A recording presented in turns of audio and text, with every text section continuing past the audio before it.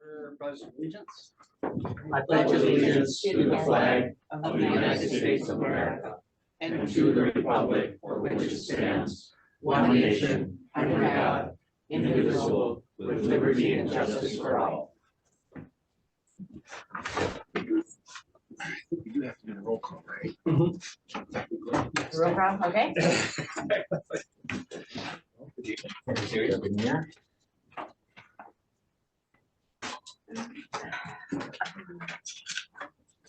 Lisa Gilman, and we're On his way. on his way. Chasm, Here. Horn, here. Lehman, Here. Underwood. Here. Have a majority. At this time, we're gonna go, is it that easy? Is that correct? Let's go for a brief recess, and Jason's almost here.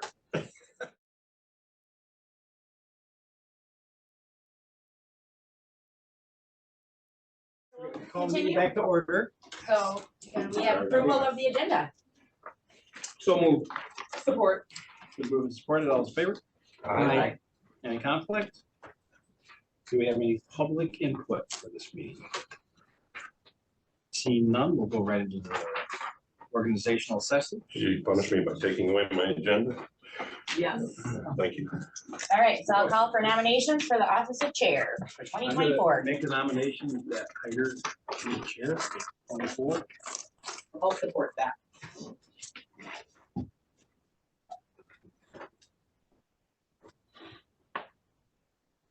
Horn? Is it a I nomination? supported it. Oh, She supported you. I think. Any other you have to ask nominations? for the, nominations. Oh, are there any other nominations? No, okay. There is no other nominations. Nominations are closed. Roll call. Horn, Yes. Lehman, Yes. Underwood, Yes. Gilman. Aye. What was that? Aye. Oh, sorry. And Chasm. Yes. You really want to switch? You can just sit down, take it next time. We'll do it after we. Yeah. Why would you switch? No, you're fine there. Yeah. You're fine there. But you're in charge now. You have to ask for the vice chair. Is that how that works? Oh, okay, now, all right, all right. Okay. So I'll ask, seek nominations for the position of vice chair. Are there any nominations? I can nominate Joe for vice chair. Okay, He indicated a willingness to serve all right. that I don't have. Any support? I'll support it. Can you have roll call? Any other nominations? No sense. Are there any other nominations for the position of vice chair? Going once, twice. No other nominations, so the nomination for vice chair is closed. Kylie, can you please? Yes. Underwood, Yes. Gilman, Yes. Chasm, Yes. or I'm sorry, Horn and Chasm. We'll say yes. Yes. Maybe. All right, well, so Joe Underwood is our vice chair.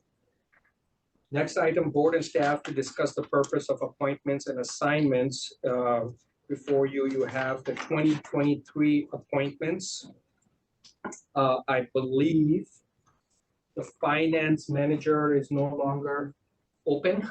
Not open. No, okay, so that would be Phil Massaran will be the finance manager.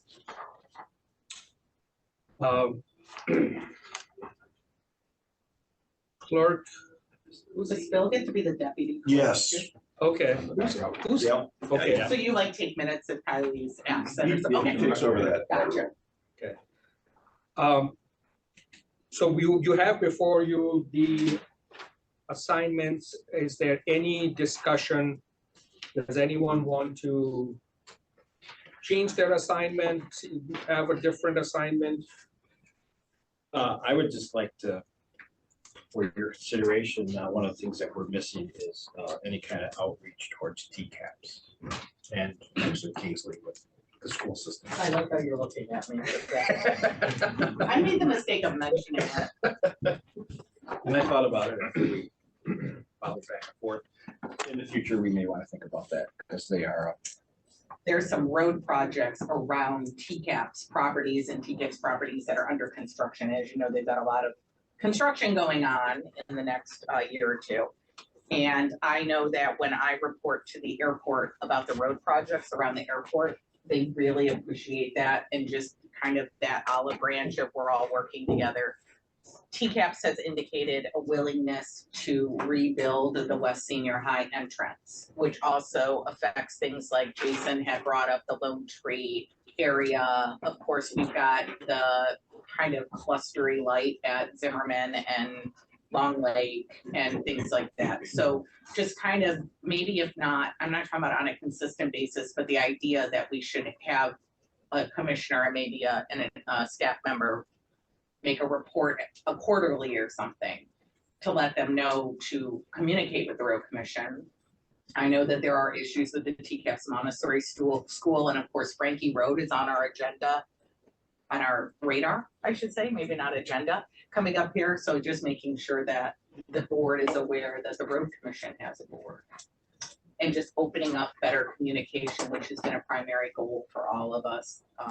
I had thought about TCAPS. I also noticed that LPT or LEPC. That's isn't what on I there. was gonna talk about. So let's address the TCAPs. Do we need a standing appointment, or could that be something on a case-by-case basis if we need to communicate I would- some project? That's your pleasure. I think that probably, That was Because, my thinking. that because it may be something that somebody in particular has an expertise with, and you can just kind of. I agree. But I mean- yeah, I don't think we need a standing Do we assignment. have, Dan, do we have a standing outreach to TCAPS at all, or even Kingsley? We got multiple schools here, but those Oh, are the yeah, I two big don't ones. wanna like, yeah. Those are the two big ones. I mean, Buckley's technically not in the county, but it just touches it. Not that I'm aware of. In a Yeah, discussion we Rapids. had about communications, we were just like thinking of partners that were, maybe we don't currently have, that open line with, and I think, Yes. yeah, I think some of those could be just when the need arises for, depending upon what projects we are working on, we can assign a commissioner that has a particular set of expertise in that project or knowledge to go and present a report. But other than that, I don't think that we need a standing assignment for that. Right. But I do think that we need a standing assignment for I thought we did have a LPTC. We Designate- told Brad to designate. take that on, when Yeah. we talked about it previously. Right, I thought Brad that, assigned it to me when I was in the superintendent role. I've been attending every one since then. okay, so I think we should probably, yeah, I think we could Yeah. probably put that as an assignment so that it's there and add that to the LPTC, that the road manager is going to be the road commission's designee to attend those meetings. Any other questions, changes that anyone would like to make to their assignments to these different committees, townships? I had one, I wanted to bring this up, and right now I'm assigned to Blair and Long Lake Townships in the city of Traverse City. In the past year, I think there is a lot of contiguity between the projects between Long Lake Township and Green Lake Township. And specifically right now, we are working on a big project down on West Long Lake Road and South Long Lake Road, and they are townships that are contiguous. I know Commissioner Horn right now has Green Lake Township. you can have, If you want to switch, it's complicated for me because they meet on the same night as another one of my townships, so I would, what they do, they meet. Green Lake was in conflict with East Bay. Okay. Blair was, okay, So I would be happy to do have that. Blair, I would love to have Blair. okay, Yeah, because Blair is on Tuesdays and I don't have anything for my work job or my other. okay, And I think out of all of the townships, Blair wants a road commission presence every time. Yeah. The most. Oh, They're- okay. They're the ones Okay. that they would like to have somebody there from us every single time they meet, so.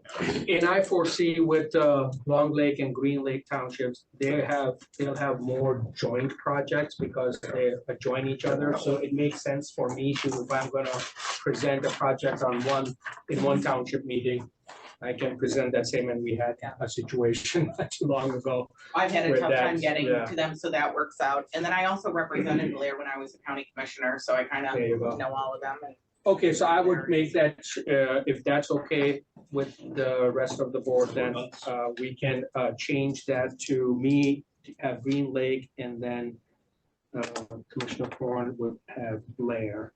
And of course, we'll take a vote on this. And you're gonna keep Traverse City.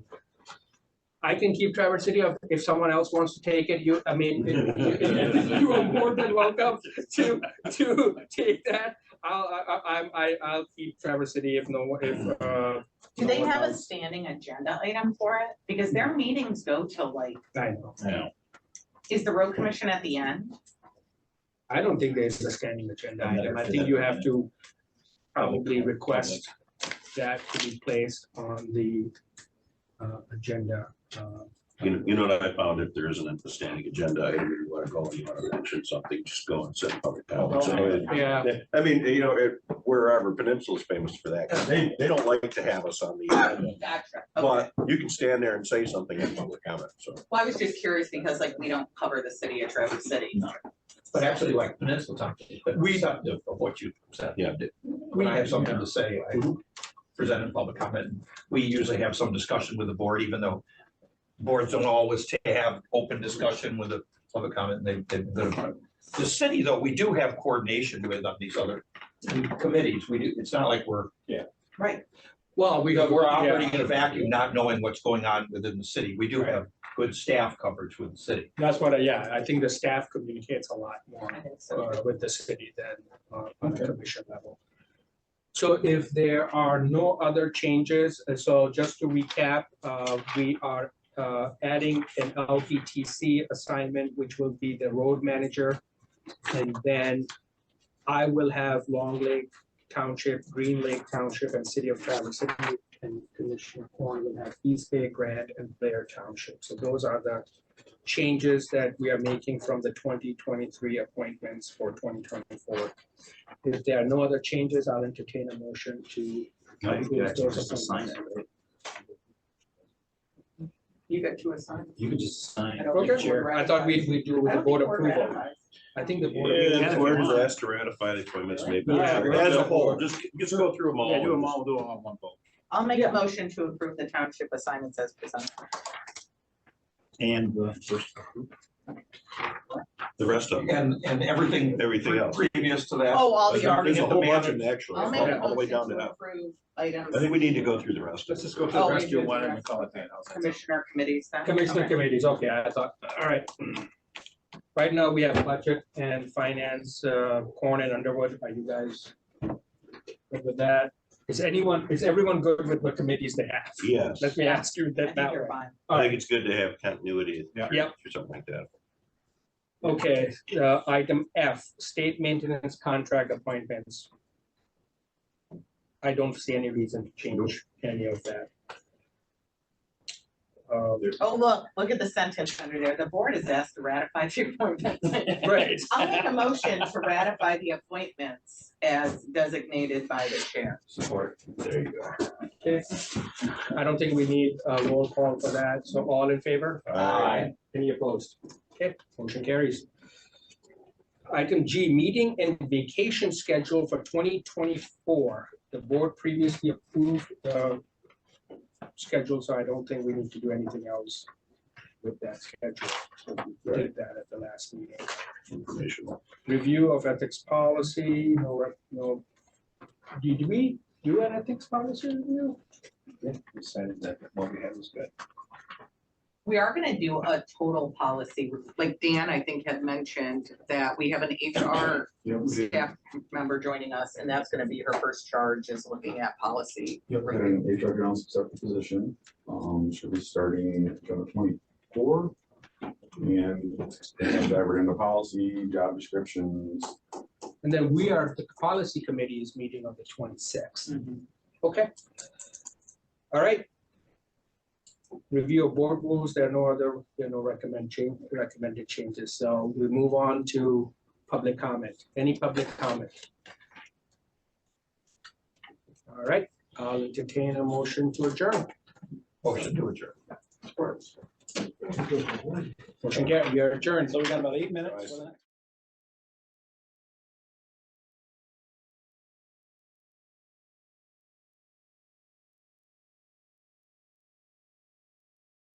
Call the meeting to order.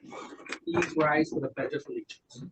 I pledge allegiance to the flag of the United States of America and to the republic for which it stands, one nation, under God, indivisible, with liberty and justice for all.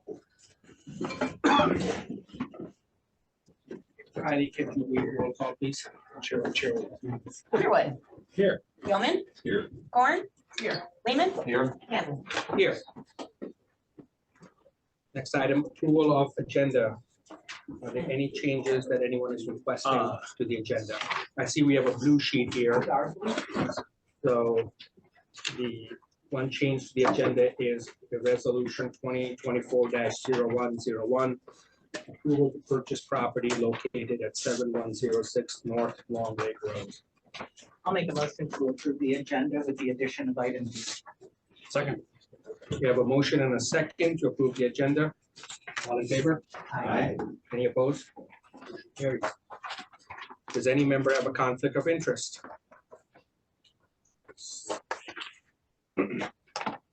Seeing none. Next item is public comment. Is there any public comment at this point? Okay, no public comment. Move on to the action items. First action item is Cass Keystone Roundabout Crash Damage Repair. Dan or Wayne? Yes,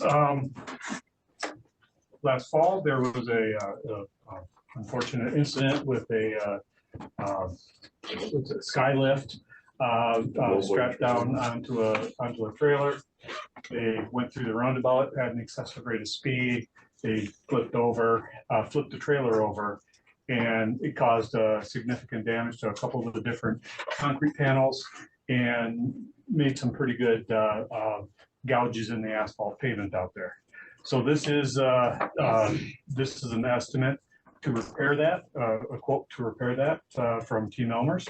They were the original contractor on the project. And this would be reimbursed back through the insurance of the vehicle that was towing that. This amount is in the amount of $36,820. I'll make a motion to approve the proposal from Team Albers for the repair of the Cass Keystone Roundabout for the amount of $36,820.00 more or less. Do you have a motion? Yeah. Support. Motion by Corn, support by Lehman. Any discussion? Just, not enough S's. Something about center of gravity, hard lefts. Speed. They came into it well, they just didn't execute it. It's all about execution. Roll call, please. Gilman. Yeah. Corn. Yes. Lehman. Yes. Underwood. Yes. Campbell. Yes. Motion carries. Item B, Ramsey Road Bridge. Wayne Kinkley on this one. I want to thank him. Even when we had to close this bridge down, Wayne has taken this on. He has made a lot of moves and a lot of calls to try to make something happen there. It's a seasonal bridge, so we don't have a lot of options, so. Right. One of our biggest partners on water crossings in the county is working with the Conservation Resource Alliance. So as the damages on this bridge were kind of continuing, I was also looking at the stream constriction of the existing structure. That is it's a concrete abutments, steel I-beams, and a timber surface deck.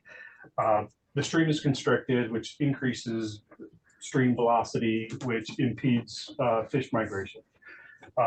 Also, the grade of the road coming down to the stream transports a lot of sand and sediments into the stream, which is not good for the stream because with all the extra sand in there, it raises temperature. It's not good for the trout and for the fish.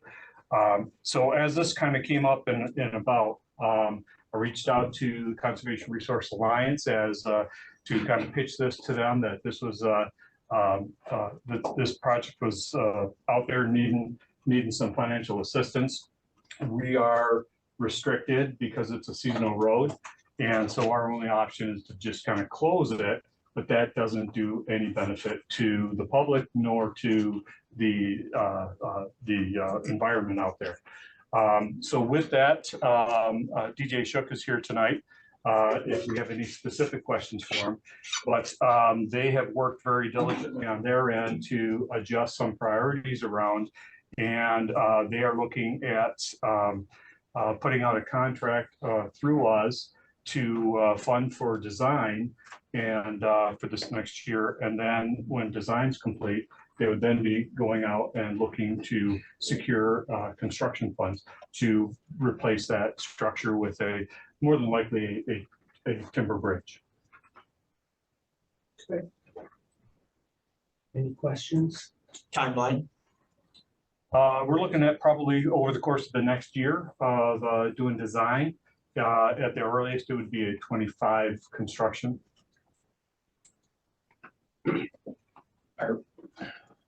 Any way to stop it from going across like they're doing? We've done several different signs. We've put in wood posts. We've had in guardrail. We've had the wood posts chainsawed off at ground level. We've put in steel guardrail posts and guardrail back, and they've came and literally pulled those out of the grounds and took everything with them. Yeah, eventually it'll just be the back end of a vehicle blocking traffic. And unfortunately, probably someone that is just kind of cruising through there, just, you know, innocent of it. And that's kind of the impetus that this is not on any kind of a designated ORV or snowmobile trail, yet it does get used quite heavily by by the public for those types of things, as well as providing access for hunters and fishermen in and around that area. Do we have a sign at the main road letting people know that the bridge is closed? We do. I know we had talked about that a couple months ago. I got a call from my friend that is one of the like 2 people that live on that road, and they consistently had traffic coming down, not knowing. So that's good to know. And then the intention is then to have this rebuilt and used though for vehicle transit. It just would be a timber bridge versus, okay. Correct, right. And it would still remain a seasonal road. Right. Can we correct, are you gonna try to correct the grade to and keep the? That would be one of my goals, is to be able to kind of address the vertical grade going down to that. We're probably also looking at doing some asphalt there, probably up to the crest of it, and being able to then help try to control that what water does come and hit the road is just going to be water. So you said there's a sign there right now to alert traffic. Are there any structures there to block traffic? Yes, we've had type 3 barricades, we've had barricades, we've had guardrail. These are all items that have been moved, relocated, or stolen. Every time it happens, there's no sign of, when we go out there, the signs are missing, the guardrails missing, our barricades are just gone. Too bad we don't have some of the old Sterling trucks left. Just seasonal road, the design that you'd be looking at implementing, clearly paved on ramps and off ramp. Single lane, or are we required to make them to a certain width standard now anymore? Because this is a seasonal road, we'd be able to utilize the AASHTO very low volume manual. Okay. And I believe that width would be 16 foot wide. So as I understand the scope of this request, and correct me if I am misunderstanding anything, the Conservation Resource Alliance in conjunction with the DNR is going to secure the funding, but then we will be doing the actual work. We will bid the contract. Right, but We will do the engineering services part. We will do the inspections on that and the construction engineering aspect. and we'll be the project managers, so to Correct. speak, with the, but the funding is going to be secured by DNR and the conservation resources. Yeah, predominantly the Conservation Resource Alliance. They utilize multiple different grants that they're able to kind of bring in conjunction. And sometimes even tried funding. Is the engineering work that we'll be providing, is that provided as some sort of our match to the project, or how would that be? It would be kind of I guess that would be our good faith efforts in trying to be able to reopen this roadway. So contribution to the. So it would be a contribution to it. Okay, Mr. Chair. yeah, And don't want to get too far off the subject. Is there any way to piggyback our issue on County Line Road? We're working on that one as well. Okay. With Conservation Resource Alliance. We additionally have 3 other culverts that we are looking at that we would do the design on. And we could probably do force account work on. Turn them into timbers? No, those would remain culverts, those other ones. The county line is because of the grades and because it is completely wetland all the way around it. The best way to go on that is if we can get it approved, would just be a concrete box structure. Who's on County Line Road? County Line. What is County Line? Just north of Buckley. I don't think I'm familiar with that. Okay. I think it's, It's a seasonal. It's a that's seasonal work. like, It is- Okay. Yeah. any other comments from staff?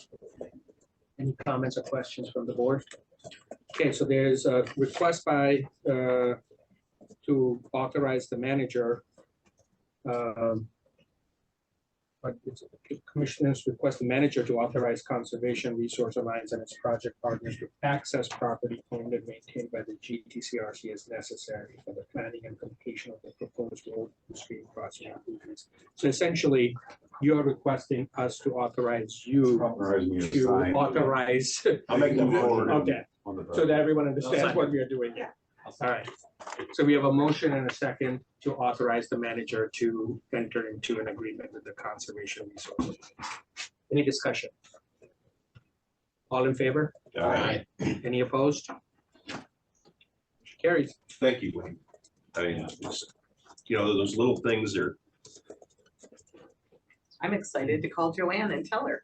She'll be thrilled to hear that. She didn't think there would be a new bridge. Alliance folks, we Yeah. appreciate them. Thank you. Yeah, Thank you. good luck with the fundraising. We hope that thing works out. Next item is the corridor discussion. This is a discussion that has been ongoing for several months.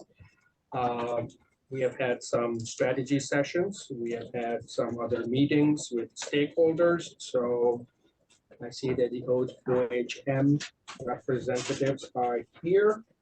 So, gentlemen, you want to start the process of proceedings? I'll start. I'm new to the board. If you could come up there so that Yes. everyone can I'll hear just- that. And introduce yourself. Certainly. Everyone. My name is Pat Wingate. I'm a vice president of engineering with OHM. I am located or I work, I'm based out of our Petoskey office. I do focus on our business lines of transportation and construction survey across our company. So I'm not really regionally in charge of Petoskey. We have a regional director. So I work with our transportation team, John Caters. The most important thing I wanted to convey to you before I let Bill and Todd, one of our project manager, our technical experts, talk a little bit more. John Caters, who you know, John Caters is our client representative to the Road Commission. I wanted to convey, John, this is the most important meeting for him of the year, but his father was just taken to the hospital, so he could not make it. So he's struggling with that, but his depth of knowledge on the project and the study to the design projects is the deepest, although Bill can speak to that too. But I wanted to be here just to I have a pretty good understanding of the big picture of things. I actually drafted the scope in the original documents when this was an RFP back in 2017. And I've been keeping track of the project from a broad perspective. I don't have the nuances like Bill and some of the other technical team does, but this is extremely important to us. Obviously, a very big contract. East-West mobility continues to be an issue, whether or not where people cross the river continues to be extremely important. So anyway, but mostly I wanted to convey that Mr. Caters couldn't be here for those reasons, but we are here to answer all the questions about the current, what's happened in the past with our scope and going forward as well too. So I wanted to Leave that there, Ben. I wanted to kick it off with that, and I'll let Bill take it from here.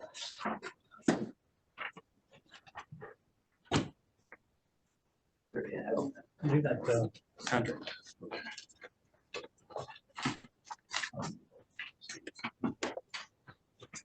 Well, hello, everybody. Welcome.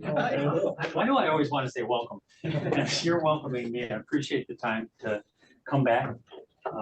This is a very interesting project. It's taken a major turn. And we're here we understand this is going to be an open discussion. Want to facilitate that open discussion, answer a lot of questions. There have been many questions that have been brought up, and we're here to fill in the blanks, so to speak, what's happened in the past. We saw the agenda, so if it's okay, we'll kind of follow along the agenda here as possible. I expect that we'll deviate quite a bit, depending on how the discussion goes. Going back to the East-West corridor seems to be real important when we talk about, well, let me back up a little bit. Just a few days ago, MDOT was curious as to what's going on with this project. And knowing what's happened, we prepared with Wayne and Dan's blessing an email to MDOT saying that the Grand Traverse County Road Commission has scaled back from the Hartman-Hammond alternative, i.e. the bridge, because of funding problems. The East-West mobility is still very important. And the email said that the board still believes that this is a good idea, but it can't happen now. And they're going to look at a bunch of mix of fixes to try to improve capacity that doesn't include the bridge crossing. That we ran that by Dan and Wayne, and we sent that off to MDOT. So MDOT is aware now that the focus is now changing away from the very high cost crossing, and the road commission is now looking at a multitude of fixes.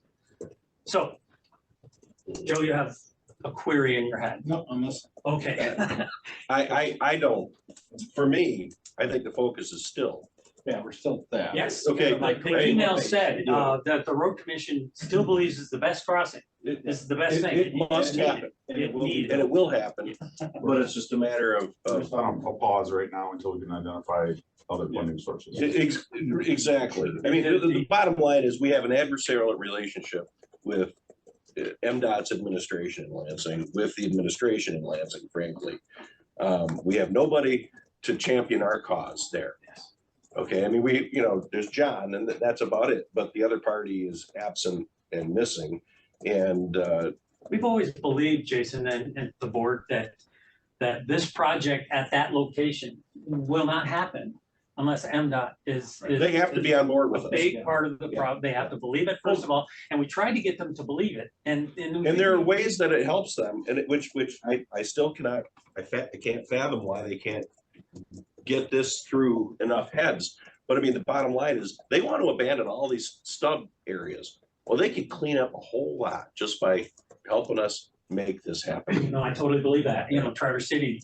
Traverse City, it would help Parkway Traverse is the City in an biggest part incredible of way. it. We tried to get that across through Brad and have Brad and the board go to MDOT and start with the region. You're not gonna get this done without the region support. Once the region buys into it, you're gonna go to the Lansing people, the executive board, and then get the governor on board. With all of that, I mean, this is a very growing region. And I think there is support for that. We just weren't, we met several roadblocks. Our boss, being the previous manager, held back on a lot of information. I think part of the problem that we've all been having is what we're doing and what you hear us isn't, there's a block there. There was a stop there. We were not able to, funding was a big deal. And when it became a big deal, you didn't know about it. And that's because we were directed not to tell you, he was going to tell you. So I want to make sure that you understood that from our perspective. We knew a long time ago that how expensive this was. And Brad just kept telling us that, I'm talking to the board. I don't think the message was as we gave it to him. So anyway, without throwing Brad under the bus, I don't mean to do that. I'd like to, what did you get out of all of this money you've given us so far? And that's what we kind of want to focus on, what we've done. And then let's talk about what you can do from here. I think you really want to hear that. You really want to hear, where can we go? We don't want to, constantly looking backwards. We really want to be looking forward. So what we've done, we've put together a document that I can share with you if you choose, but we just did it because we needed to. Wayne was a big part of, and I'd like to defer to Wayne's discussion on the East-West because he was here for that, and he did a real nice job describing the short, long-term, and future aspects of what the East-West Corridor project recommended. So Wayne, you want to take a couple minutes and go through that? Yeah, certainly. Thank you, Bill. So I came in to the GTCRC in July 2018. So I wasn't here at the very beginning, but I came in and kind of jumped right into this project with the previous manager 2 times ago. So as a result of going through that, and then the final East-West Corridor Transportation Study that was completed and published in May of 2019. You go through all the previous chapters and you get down to the nitty-gritty, the recommended solutions. With the recommended solutions, there was the short-term solutions, 1 to 5 years of that. There was long-term solutions, 5 to 10 years. And then there was future potential solutions, 10 to 25 years. So let's take a minute here and look at what the short-term solutions were. Access management plan. The GTCRC uses and references the MDOT access management manual guide. We use that quite significantly. Traffic signal optimization. So we implemented in 2021 and 2022 with controller upgrades throughout the South Airport corridor and the Parsons 3-mile intersection. These signalized intersections gained even further operational improvements through maintenance improvements by completing full intersection pedestrian push button installation and programming. Some of the intersections only had, you could push a button and get through one road on one side and another one, and the signal was forced to wait at the other to like there was someone there even though they weren't there. So there was that happened in a number of spots. That was something that we took on, corrected, and made significant improvements. Intersection improvements. So South Airport at Garfield, And that is for 23 and 24, we're doing a signal modernization project, and that one is nearing completion. South Airport Road at Barlow Street, Lafrenia Road, that was a 22 signal modernization project. Garfield Road at Hammond Road, that's planned for 24 for a signal modernization project and is under design. Hammond Road at 3 Mile Road, that's planned for 25 signal modernization project in combination with the Hammond Road reconstruction. Right. That'll be, and that's down in the future potential solutions for Hammond Road. South Airport at Park Drive. In 21 and 22, we did the signal optimization project through that intersection. Cash Road at Keystone, 22 roundabout project. Lightner Road at Keystone Road, West River Drive, 22 roundabout project. That's the short-term solutions. Wayne, can I interrupt? Yes. Do you mind? That's what the report said to do. And what he did very, very eloquently is said what has been done. Can I take a couple of minutes and add to this, and at each level, you know, short-term, long, medium-term, short-term, long-term, future, I'd like to add something to it that what's next out of all of that was started, what's next? One of the intersections that he didn't mention that wasn't flagged in the east-west corridor was 4 Mile Hammond in 21, and that's 4 Mile and Hammond, which was done. And then Garfield and Potter to be in 2024. Those are additional intersection improvements that was built off of the same recommendations came out of the east-west corridor study. So now to address some of those others, access management, what can we do next? We can further implement recommendations as identified in the document. There's a specific area where it identifies it. Rigorous and continuous coordination with townships, especially in planning and zoning, tight permitting standards. Township access management is always difficult when you're into Bill, can developed you areas. explain briefly what you mean by the term access Curb management? Driveway controls, curb cuts, basically. Basically, it's driveway controls, pedestrian access, where the pedestrians crossing and stuff. It's very difficult. You know, you look at South Airport Road, it's all built up.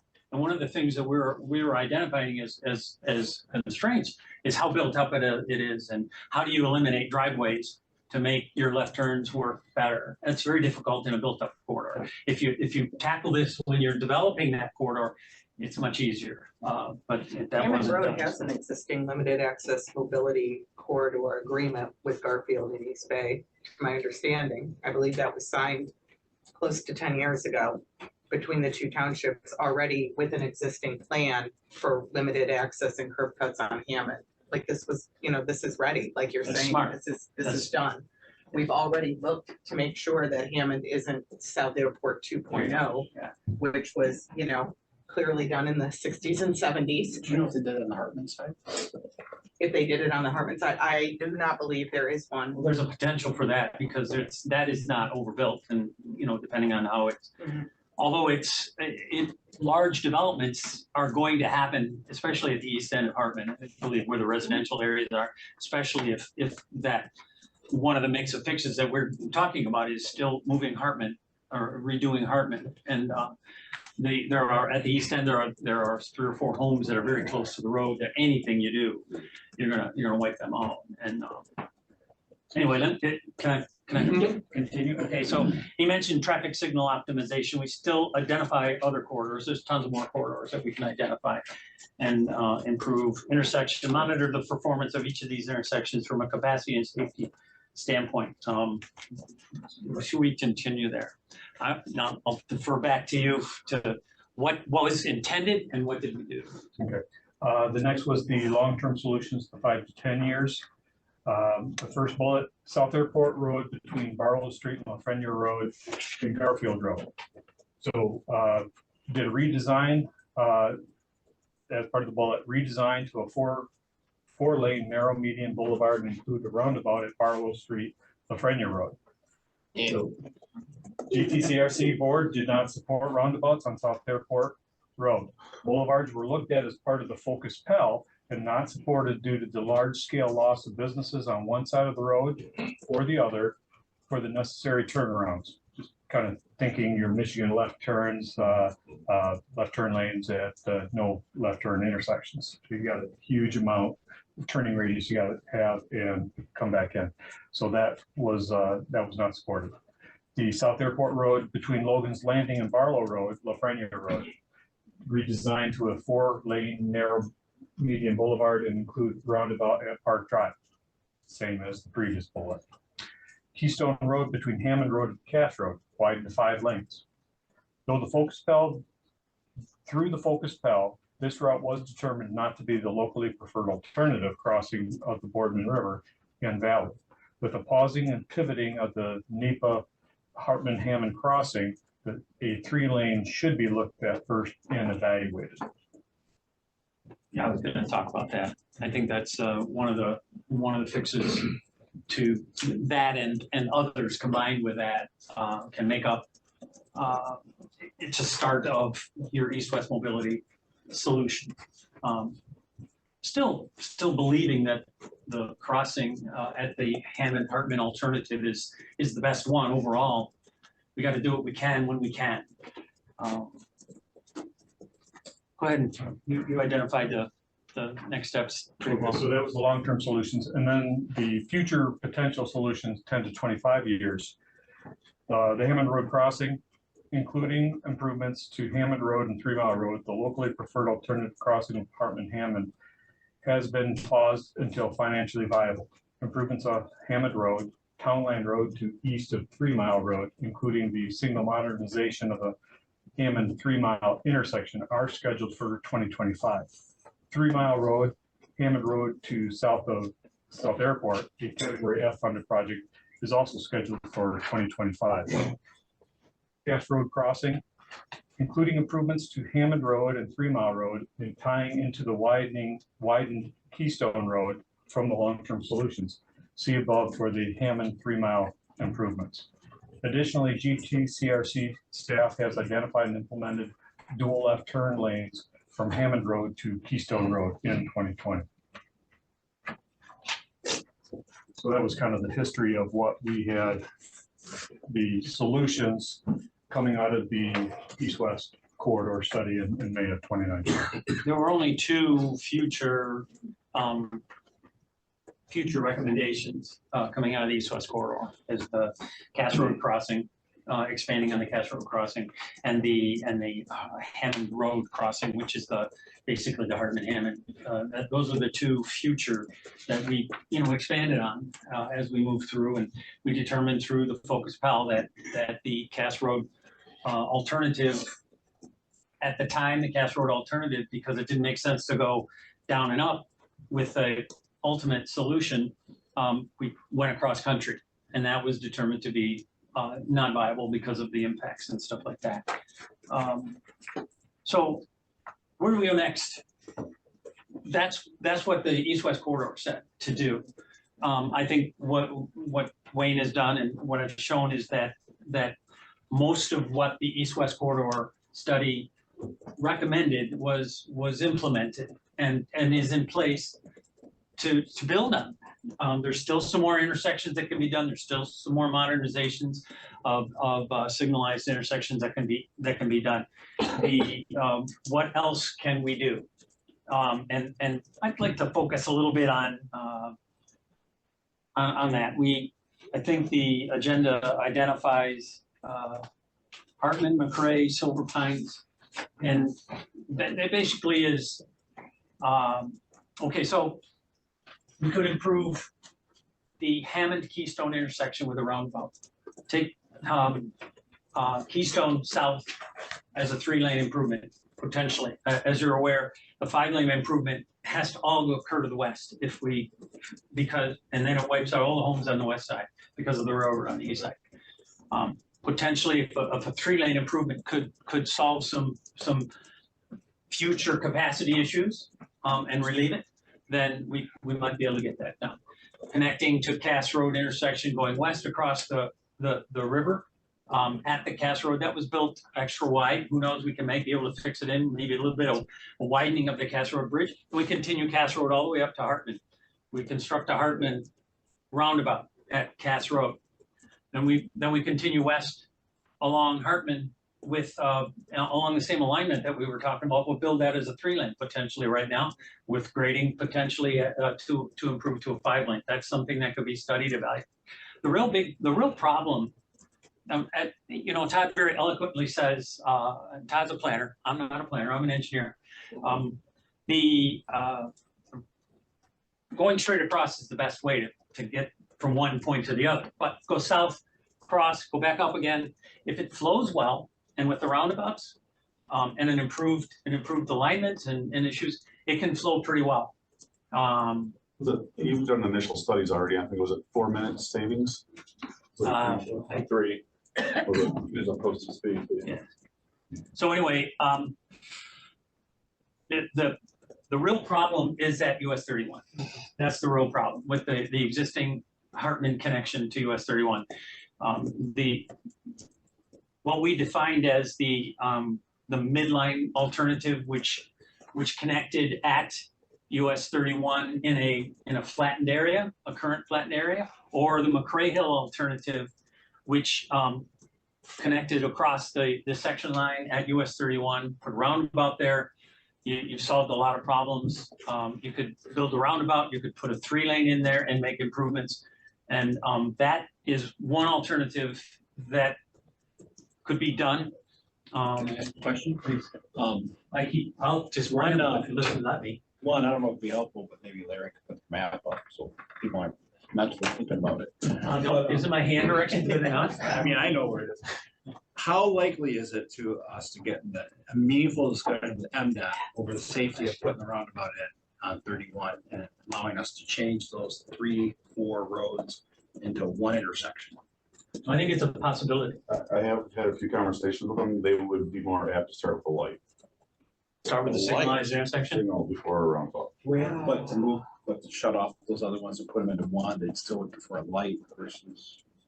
Would they work with us if we move towards that? Yes, the more. It just seems if we could take, McCray Hill, take Pine, Line McCray and Hartman up, Yeah. and then that, and then make that, you get into actual grid road and put a light there. So we eliminate 3 and go to 1, right? So we basically have. Yes.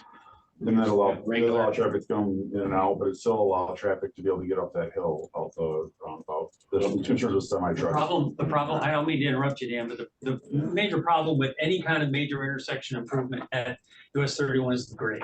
Yeah. At that connection that we we're talking about, if you go straight across Hartman, it's a 5% downgrade. Yeah. And you can't put a major signalized intersection on a 5% downgrade. this is why, first of all, I'd like to, I've had my complaints, and you might have even heard some of my complaints. About roundabout? The cost of the studies, the continued expense that we have, it's frustrating because in a lot of ways, I don't feel like we're any closer to building the bridge. I know we are, okay?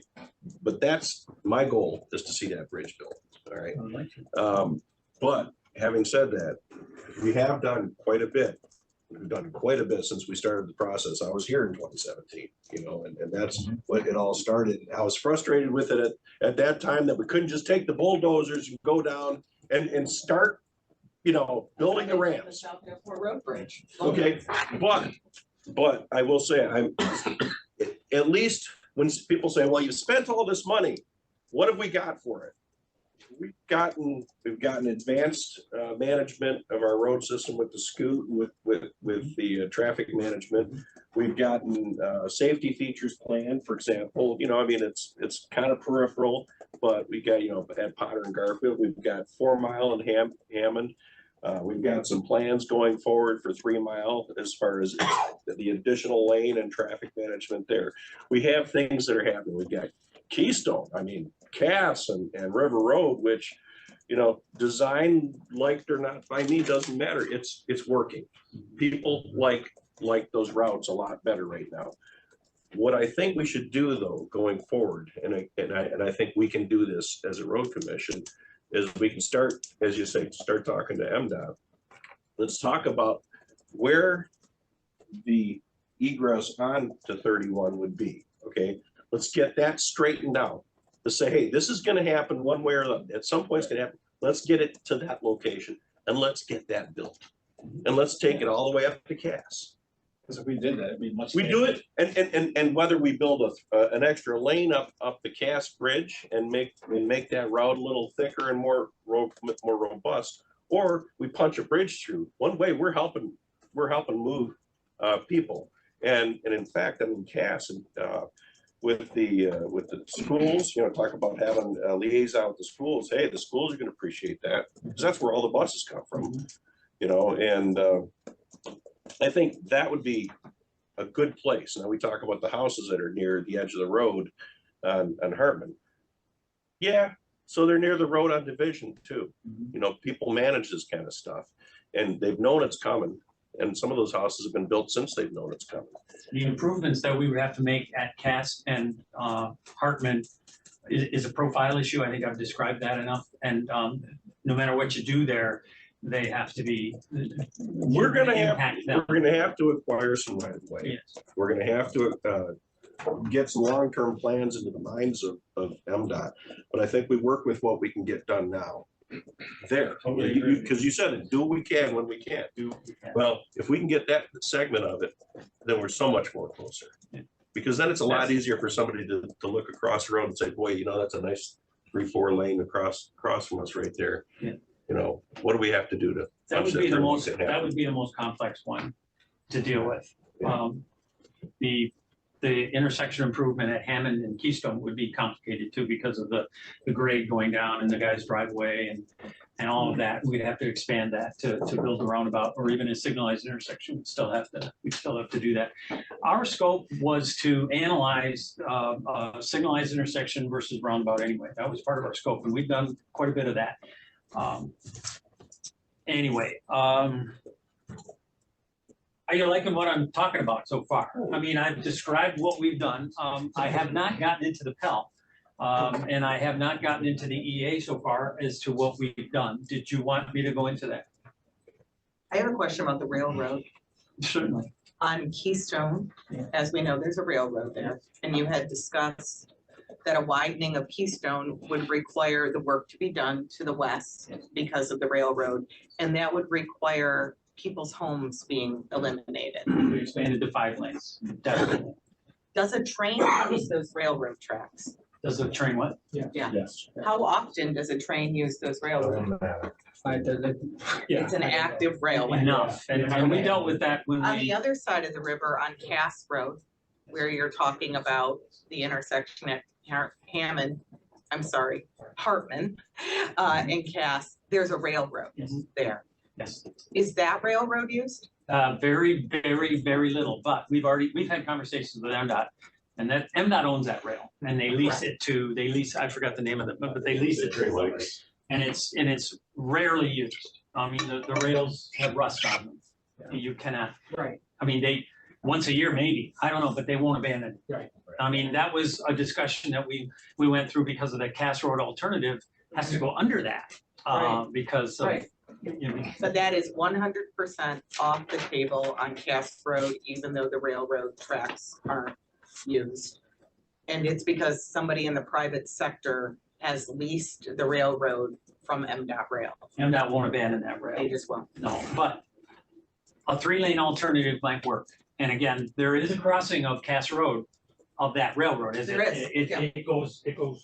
It does. So we'd have to deal with a crossing improvement, but because it's rarely used, you know, I'm not as up on railroad requirements, but we go through an evaluation and see what kind of crossing protection would be needed. But that might even get them to buck up and say, okay, fine, we're gonna let you eliminate it. Who knows? That's a guess, but we wouldn't let us crossing. I'm sorry to interrupt. They won't let us eliminate it, but they recognize the very small usage of it. So they allow us to put an exempt sign up So that, I noticed that that. allows the school buses, your petroleum, trucks to not have to come to a complete stop there. Oh, that's interesting. Yeah, that's why I was asking, there's an exempt sign there right by the Grand Traverse Conservation District office. And that's unusual. You don't see that many exempt signs on the railroad tracks because all of us know because like you get stuck behind the beta bus that has to stop or the school bus. And I noticed that that was exempt and I wondered if that was an indication of MDOT Rail's willingness to maybe work with us better on some alternatives because it's a de facto statement that these tracks aren't used. Otherwise, there's no way they would exempt the safety feature of that stop that, you know, the school buses have to do. And I know that we don't have, you know, a great relationship with Lansing and MDOT, but I wondered if maybe we could start small with this MDOT rail thing and that would open up some more alternatives for us. Because the exempt sign's weird. It is. So I would like to hear the work that we have already done as part of when we were working on the bridge.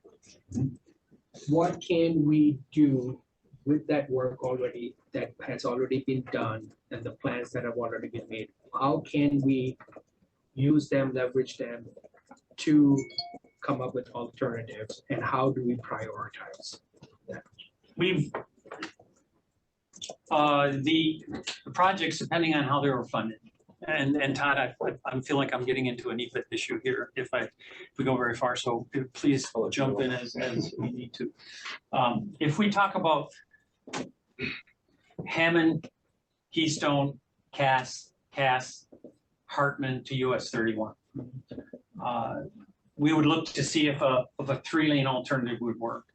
Now, a good portion of that, well, Hartman and Keystone, Hammond are part of our current EA, and we've done quite a bit of work EPE wise, early preliminary engineering.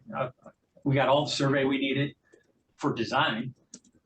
We've done a very close to I call it a base plan level design, which identifies all the impacts for right-of-way purposes, so you know what you're buying.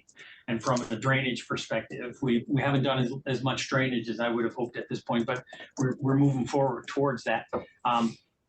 So what we have is EPE already started and going. We'd have to analyze whether we could go with a 3-lane alternative on the Hartman Road and all the way around to see if that would satisfy some capacity needs. Now, if we build it as a 3-lane, we might be able to avoid the NEPA requirement for environmental assessment, depending on how we build it. And if we can get a categorical exclusion, the process is so much faster. We jump right into design. And again, how we fund it, you know, MDOT's going to have to agree with the CE, I would imagine. And I don't know if that's going to be a problem because they know, you know, hey, you guys were talking about a 5-lane. Now you're talking about a 3-lane. Why? Well, because we want to get done what we can now.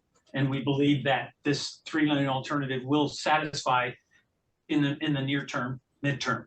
You know, it doesn't satisfy the future potential. That's what the bridge would do.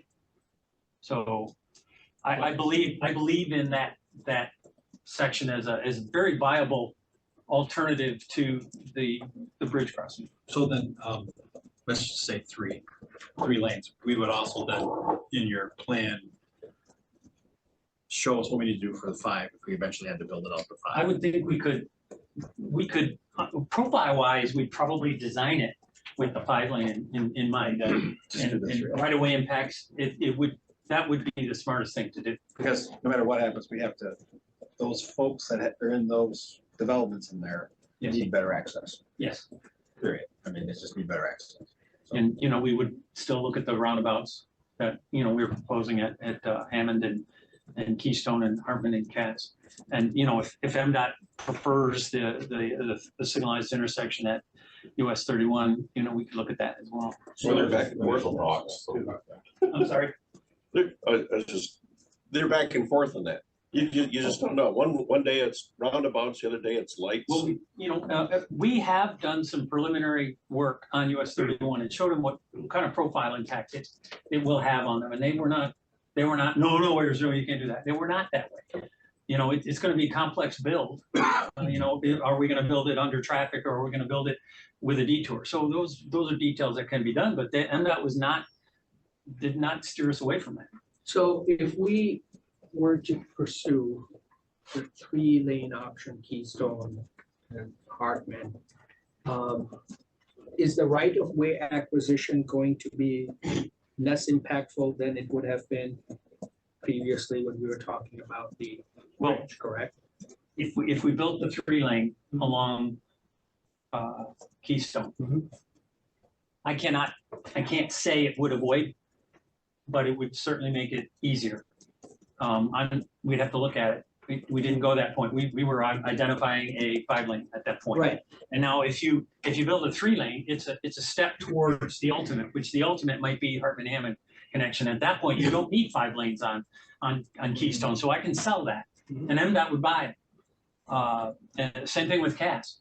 It's a alternative to that crossing, which is too expensive for you right now. So a 3-lane alternative works. Now, when you get to Hartman, we would build 3 lanes now, but we plan for the 5 lanes. So we may have to, I don't know if that would trigger an EA or not.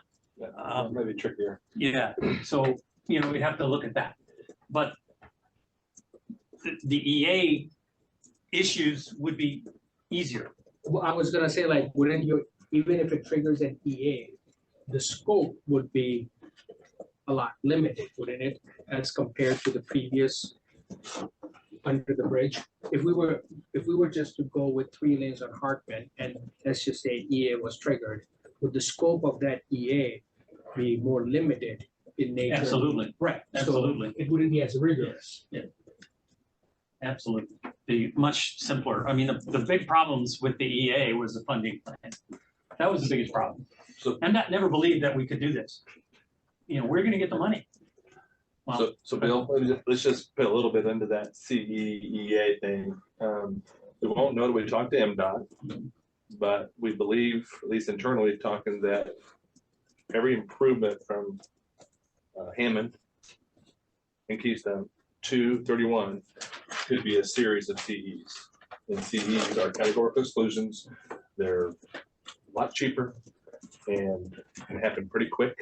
They're based upon known impacts. Again, you can have a relocation in a CE, but everything, we're not going to have park impacts as much. If you stay within the right of way, for the most part, CEs will work.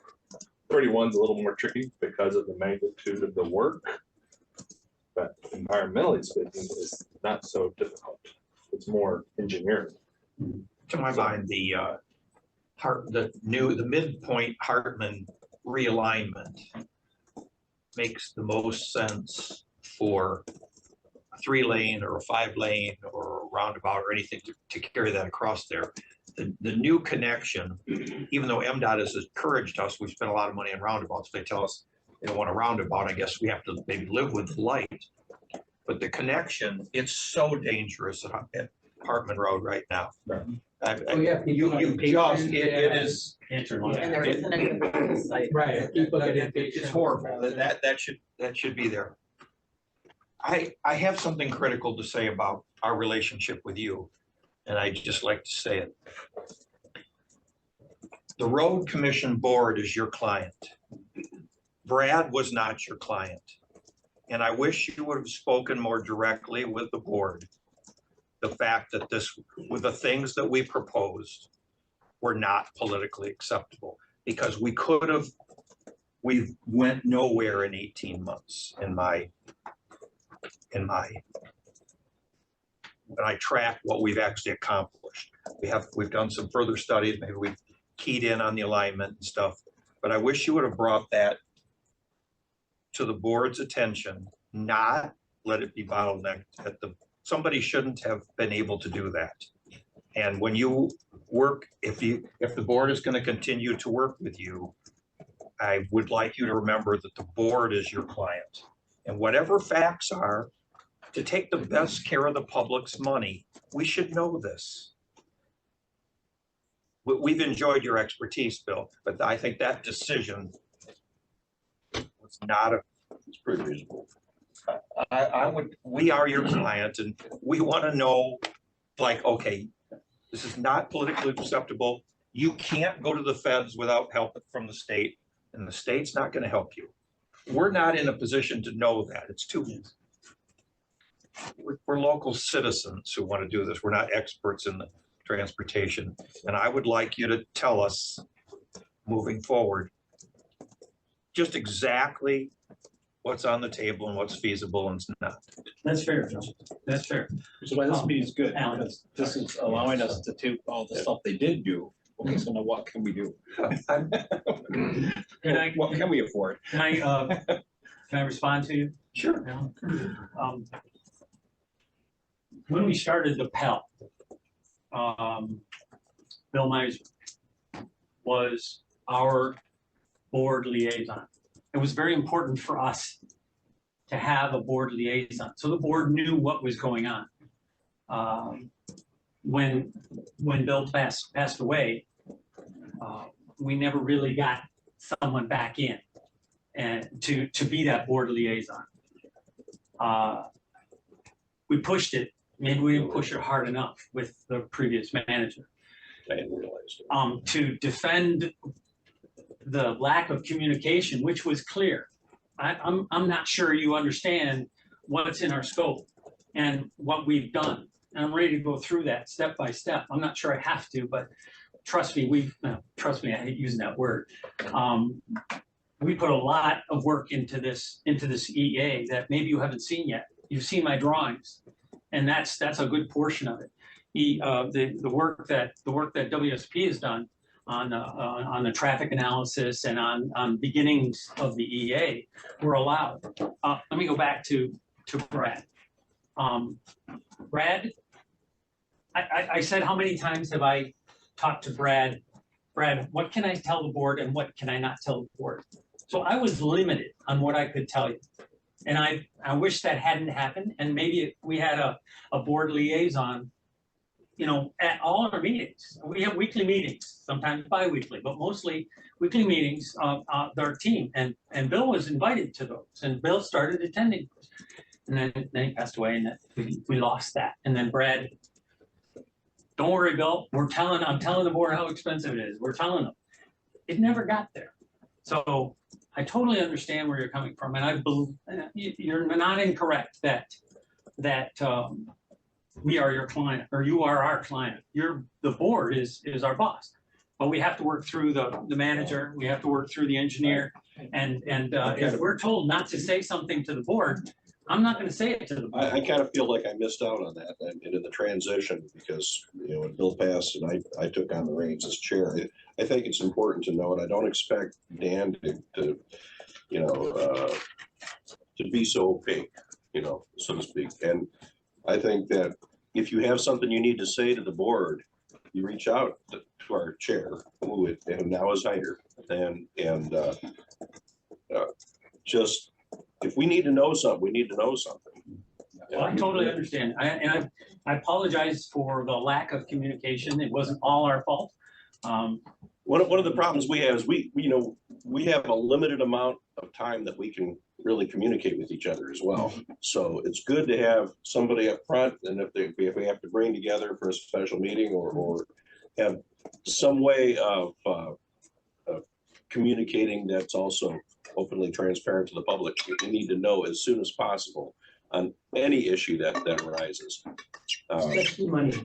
And in particular with OHM, we have multi-million-dollar contracts with OHM at a number of levels all the time, you know, so we really need to know that. I didn't know Bill was we had a liaison with you. Yeah, he was. That's the first I've heard. Yeah, I don't think it was. And There was a liaison. That's a little. part of the upworking when shortly after the administration changed, and I was on a conference call with you, we were going back from a meeting in the car, We were surprised at. And I how was limited- starting adding up the cost, and that's when I went, wait a minute. Well, when the cost hit the public, that was the first time that. you The know, problem was when the cost hit the public, it hit the board for the Yes. first time. That shouldn't have happened. And I I was- do want to be really clear, you apologize to us, and I think that we owe an apology to you and many of our other partners and municipalities that there was poor communication at the road commission. And I just want to make sure that we don't go backwards and we move forwards together with all of our partners. We, the board, clearly were not communicated to very well. And we can also understand that you guys weren't either. And I just want to move forward in this. I have always enjoyed working with OHM. I worked with you in a multitude of roles that I've held here. And I find you to be a company with good integrity. So I hope that this meeting is the start of moving forward. We want to be transparent. We want to know all of it at the exact same time that our constituents do. But the Record Eagle was not a fabulous place for all of us to learn it, right? No offense to the Record Eagle reporter. Not taken. Please do not put that quote in. But I think that if you watched that meeting or saw us or somebody had talked to Jason, it is clear how genuine our surprise was. So let's just not look backwards and assign blame to certain people that were here or aren't here. But we acknowledge our communications problem and are working on it. You've acknowledged that. And now I think we just move forward Absolutely. with where we're at. So I hope this is a positive thing. I think we have sufficiently addressed that issue, so I don't think we need to keep emphasizing that. I think we need to, as a board, have a discussion as to what this board wants to see. Right now, obviously, that project is on pause. Where does this board want to go? Which direction? What direction do we give OHM as to what this board wants to look at, which project, which alternative it wants to prioritize? You had your hand up, so. Yes, before you, I want to make a couple more statements on what other things could be done. You've heard a lot of conversation about South Airport Road. South Airport Road is a problem. And one of the problems is at the Logan's Landing, the culvert crossing, the twin culverts. Those are old, they're gonna fail. And from what I understand, I don't think we've ever had water overtop it, but it's been very close. So it's gonna happen. It's gonna happen, you're gonna lose that road. And that's been part of one of the things that we always talked about in the PEL. We always talked about the resiliency and redundancy that you need. South Airport Road has always been, from a public perspective, why don't you just fix South Airport Road? Well, that, even if you could have the money and the impacts to fix it, it doesn't help redundancy. Now, if we attack the culvert crossing at Logan's Landing, you've kind of attacked the resiliency issue, because minimize what you do is you put a bridge in there, you put another bridge over at the old crossing so you can get the trail to cross. You bring it up out of the floodplain. You've attacked your resiliency issue. Now you don't have as much opportunity or potential for failure. And so we believe that that's probably one of the best projects for funding, for raise grants, because of your emergency management person has already identified that as a critical element. There has already been, MDNR has already been out there looking at it with us, with Wayne. We've already looked at it. We've already identified what can be done. The issues are raising it up, access to Logan's Land. That's a big problem. Now, engineers can come up with solutions to fix that. I believe we can do that. So I just wanted to that's another alternative that could be looked at to help the east-west mobility, because that's going to help the resiliency issue. Again, it doesn't do anything for redundancy, because if you get a crash and you have to close Airport Road, you still got nowhere else to go. And that's what the That's what the Hartman Hammond alternative. Coming gave this you. summer. Oh, wow, because of the parkway? Just saying. Yeah. So anyway, I just wanted to bring that up. That's another alternative. And again, the opportunity for funding is, I don't think it's, the potentially is high, but I would call it a moderate to high potential for getting monies to do that. But is there any reason why more than one alternative cannot be pursued at the same time? There's no reason why not. So Absolutely. we can work on a resiliency project. Yes. And we can also look at the capacity project that we have been talking about. Absolutely. Did your study on the South Airport corridor include the east end where it's down to 2 lanes? We went to Garfield. You only went to Garfield, you Yeah. didn't go beyond Didn't Garfield. go beyond Garfield. The one corridor I want to talk about, and we haven't heard anything discussion, is the one from the Bikener Road from 31 to Keystone. I mean, Yes, I mean, And there's a, I mean, is there that's any, another alternative. That's another possibility that could be looked at what as is a the? 3-lane alternative. I mean, the bridge is already planned for replacement there.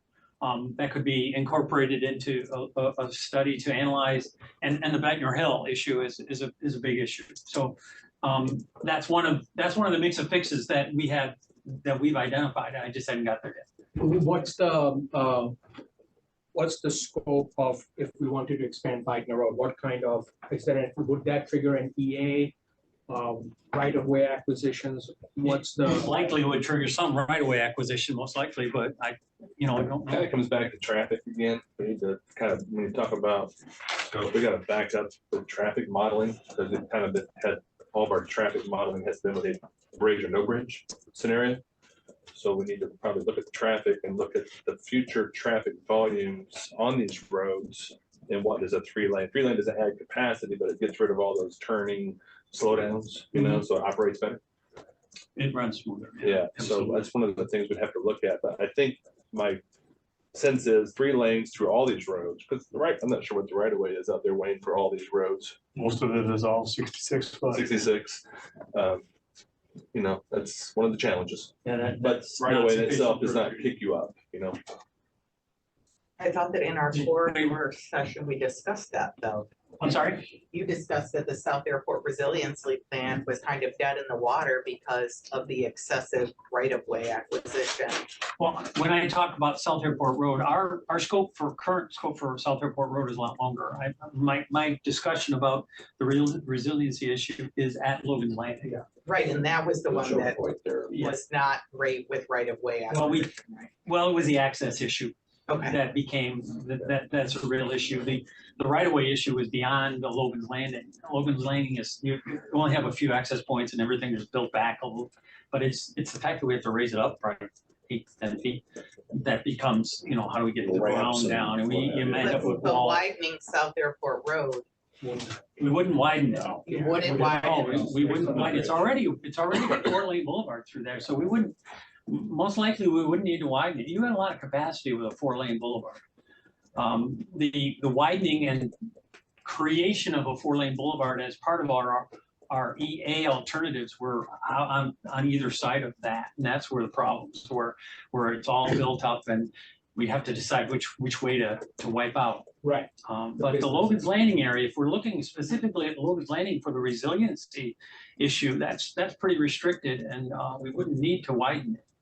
would the resiliency project at Logan's Landing, would that trigger the same level of an EA because of the? Again, there's water crossing there. Right. And most likely we would need, Fish and Wildlife, we'd need EPA, we need MDR because of the trails and stuff. Right. I'm not sure if it would trigger an EA, but You're using it has to be you're using evaluated. the same approaches, and I mean, it's not as if, it's not like what we're looking at down here. I mean, In a new spot. right, it's not a new spot. This is an And it's existing an spot. existing, that's another issue, that's another benefit Yeah. to getting grant money is what we were dealing with the Hartman Hammond alternatives was a new corridor. Ideally, we've been improving the environmental assessment. We could literally put the river back to the original form. There's some You talk can about that. replace culverts and Exactly. bridges under a CE, I guess, Wayne, do we know how high the road needs to go? Approximately 10 foot to get outside of the 100-year floodplain. That's what would maybe trigger you up, is that, now what does that do to all the Logan's Landing properties? If we can navigate those waters, Well, So it has to be an it may restrict the boulevard width to some degree to make it usable from an engineering standpoint. correct. Bill, any other comments? No, I just open it up to any questions. I mean, you asked some good questions. I just wanted to make a statement. Right. There was a statement at previous boards. We spent a lot of money and you haven't even started the EA. I wanted to attack that. Not, I don't want to use that word attack. I apologize for that. Address that. We have, when we started this, keep in mind MDOT and Federal Highways were in a dispute, so to speak. Federal Highways audits the MDOT LAP process, and they found that they were not following their own rules. So when we started, we had, we expected to run through the EA process relatively quickly, getting started. We found out there was a two-step formal process. First, you have to get them to agree that it's properly classified as environmental assessment. Then you have to initiate. But what they told us at the beginning was, even though you haven't gotten the formal initiation process, you can move forward with EA activities, which is what we did. We spent a lot of time and effort developing alignments. We're 85% done with that task element of the EA. We've started many of the EA tasks. Todd could speak to it more, but we started the noise analysis. We started the historic properties assessment. We got all the survey we need. We held short, and this was a big one, of the public engagement process. And some of our wetland evaluation didn't get started because we didn't want to go onto the Olson property without going to the public first. And we were held back because we can't start the public engagement process until we were formally initiated. So I wanted to address the fact that we have done quite a bit of work already in the environmental. We haven't wasted your money. Now the goal would be to, how much of that that we've already done can be applied to this. Now what we've talked contract issues now. We've got a contract, a $1.8 million contract for the EA. We've spent about half of that. Overall, we spent about half of that. Now we could apply the remaining to something else. That's something that we can work with Dan to figure out a scope and figure out if we want a new contract or figure out if we just want to rescope it and keep the same budget. We have to look at how much we need to do to back up in the EPE activities. I'm getting into the nuts and bolts, and I don't know that you want to hear that at this point. I think we've discussed a lot of things that can be done to move forward, and we want to be there for you. I like this group. I like our team. We're a very strong team. WSP is one of the experts in the environmental assessment world, and we're real good at design. So, Any other comments? no, I don't have any more comments. Any questions for Bill? I have a question if I'm allowed. Go ahead. Sure. This is a backwards, like I'm a little slower than the rest of the table, I don't so believe that for a minute. just speaking as your average person, which we represent, that lives in the county, that is frustrated driving South Airport Road every day. I want to make sure that things we're doing in the short term that we've already done and are helping us are identified, so people know about that. But I also want to identify things that we could do to help that. So just to make sure I understand this, when we talk about the resiliency project, which would be to narrow it down to layman's terms, a rebuild of the bridge in the Logan's Landing Yes, area, the right? existing culvert. That's what we're talking The about, existing culvert. because we know that that bridge is not an environmentally sound bridge. We know it's going to fail. We know that. So we would be doing that for a number of reasons, safety and all of that. But chopping that part aside and looking at the rest of South Airport Road, which everybody that lives here hates driving on, I feel like I can say that pretty collectively. The area by the old Cherryland Mall and trying to Fair and Taco Bell and, you know, all of that, where there's a driveway every 2 feet and that sort of thing. Are there things that you're identifying and things that we've done already that can help us make things easier on the people that live here, while we're looking at long-term capacity projects like the Hartman-Hammond Crossing and resiliency projects? What are our thoughts on South Airport Road, setting aside the culvert bridge replacement? You mean to take that? I have one statement that I'll let you take over. Part of the South Airport Road problems come from a lack of east-west mobility. People want to go Hammond Road, they want to go west. So they have a choice. Should I go up to South Airport Road or should I go down around? And they don't want to go down around. It doesn't work real well right now. If we make that work better, people aren't going to decide to go up to South Airport Road. So that could relieve. Now, there could be some analysis, some traffic analysis that we could do to show that. But that's a possibility. I don't know. When down and around, you're talking about Keystone, Yes, Keystone, Bikner, right? Keystone, Cass, Hartman Road Okay. to go to the west. Yes.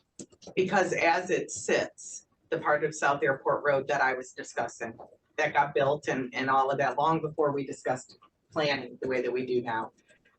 There isn't really much we could do with it as it is, right? I mean, that's true. It's very Okay. difficult. I mean, Okay. not without closing businesses and closing driveways to minimize the Okay. potential crash. And those are things that people that think on a level kind of lower where I am, I'm really sick of sitting in South Airport Road and the road commission's not doing anything to help us, right?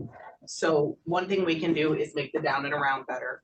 Another thing we can do is at least fix our safety issue with a culvert bridge, which could collapse and we don't have an alternative. And the third thing we can do is look at capacity movement across Hammond with a bridge Just imagine if you will, somebody, as you know, we have a growing community in East Bay Township Mhm. along the Hammond corridor. very much. All those people want to go to the west side of town and visit the hospital or Myers or wherever. They're all coming down South Airport Road right now. Right. That's where they're going. And that 38% number that you guys did your counts, and 38% number is significant when you're talking about that kind of traffic and everything. And they did come up with, and this is what Wayne was talking about earlier, they did come up with thoughts about what would keep traffic moving, and that's the roundabouts at Fairfield and Lafreniere and Park. But it just takes up too much of the infrastructure that's there. And when I say infrastructure, I mean the people that actually pay the taxes, which is the business owners. So, yeah, I have a question. So of all the work we've done, you said you stopped short of going into the Olson property to do the alignments and stuff like That was a wetland issue. that. If we wanted to move forward with the Hartman side, we should probably continue to do that part of it. Is that Yeah, well, if we to don't, correct that? we haven't made a decision on I call them variants, the McCray Hill variant compared to the midline alternative, which comes out of that flat area that Alan was, I keep calling you Joe, I apologize. I'm looking at you and I say, Joe, I'm not meaning Joe. Right, but you gave us 3 clear alternatives. Yes. So we exactly picked one, Well, but. the southern one, the Silver Pines alternative, we did discard. I did talk to you about Too that. steep. It was too far south and it was steep, yes. Yes, it was steep, it's coming down. Right. And the impacts to US 31 were even greater than they would be at McCray. So we still have a little more to do when we want to go to MDOT and say, hey, we want to make this safer, we want to move this route Yes, so that we can safely. I think I would engage MDOT in both of those. And, you know, they're a partner and they have to help us make decisions on what's the best route, Well, that midline alternative or the McCray Hill alternative. I think And there's, either one, I'm sorry, Yeah. I want to finish my thought. Please. Either one allows you to continue west, which is something that we were always, Brad and Wayne were always looking forward, you know, to that, not looking forward. I mean, their vision was forward to, we know where the expansion is. And there's just one more question. And then the work you've done preparing for the east-west mobility on South Airport, we could probably use some of that work to go in and see how we're gonna be able to repair that crossing through Logan's Landing. We have started some evaluations. Most of what we did on South Airport Road to show that wasn't going to work was in the areas beyond that, Okay. where we have to take out businesses and stuff. And we didn't really, we know that there's a problem with access, but we haven't really come up with alternatives yet because the rest of it discarded it, so we didn't need it.